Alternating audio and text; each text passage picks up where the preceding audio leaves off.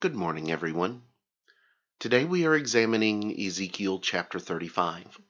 And as we read chapter 35 yesterday, in this very short chapter, you have the message against Mount Seir.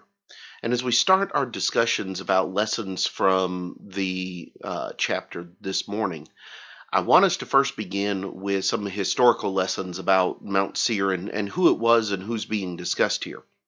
Mount Seir is the main fortification mountain for the people of Edom. If you go back to the book of Genesis, you have two brothers, Jacob and Esau, the sons of Isaac, the grandsons of Abraham. And Jacob, of course, is going to be the father of the children of Israel. Esau is going to be the father of the Edomites. And so the Edomites are cousins of the Israelites. They are descendants of Abraham by means of another branch of Isaac. And they are going to be a people that has their land and their position in Israel from the very time that Jacob comes down from the northern lands with his family. And the Edomites, from the time Israel comes into the land from Egypt on, are going to be the enemies of Israel instead of the allies of Israel. They are going to be those that are constantly looking for an opportunity to take advantage of them or to be able to overtake them in various situations, as is going to be discussed in Ezekiel chapter 35. But additionally, even at this particular time, Edom is looking for an opening. We see in Ezekiel 35 and in verse number 10, he says, "Because you have said, these two nations and these two countries shall be mine, and we will possess them, although the Lord was there."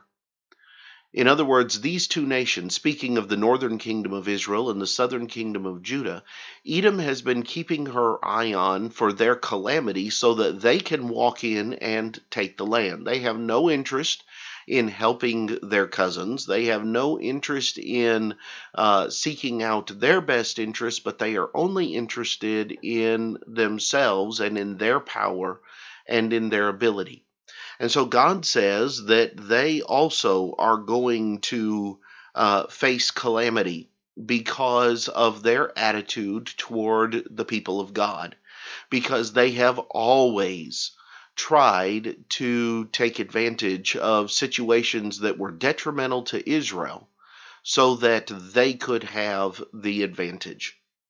As a matter of fact, it says, verse 5, "Because you have had an ancient hatred and have shed the blood of the children of Israel by the power of the sword at the time of their calamity, when their iniquity came to an end.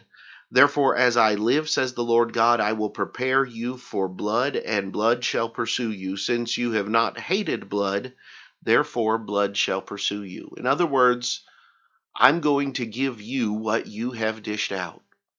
You think about the statement that we often call the golden rule in Matthew chapter 7 and verse number 12, that in all things, whatever you would like others to do to you, that's what you do to them.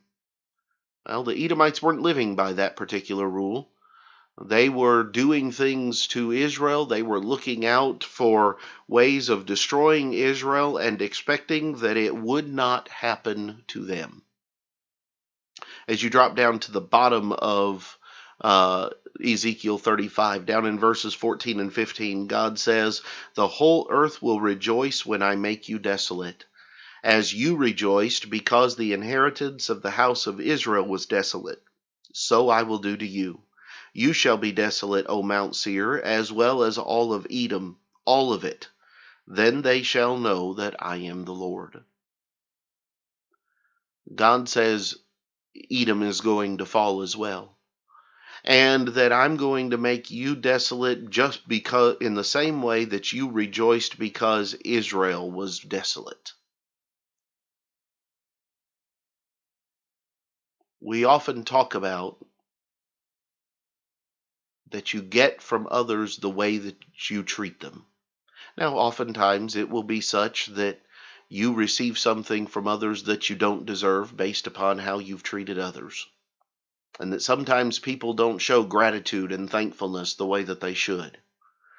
But that being said, so many times when you mistreat others, we shouldn't be shocked when the exact same thing comes around to us in the end.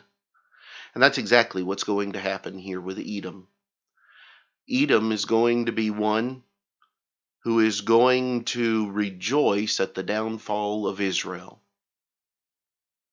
And then they're going to receive the same. Now, Edom will not be completely destroyed. The people of the Edomites will still exist even into the time of Jesus. But their power and their kingdom will be gone. So here's some of the lessons that we learned in Ezekiel chapter 35. I hope that they're beneficial to you, and I hope that they're helpful to you. Tomorrow we will come back, Lord willing, and we will examine Ezekiel chapter 36. But until then, have a great day.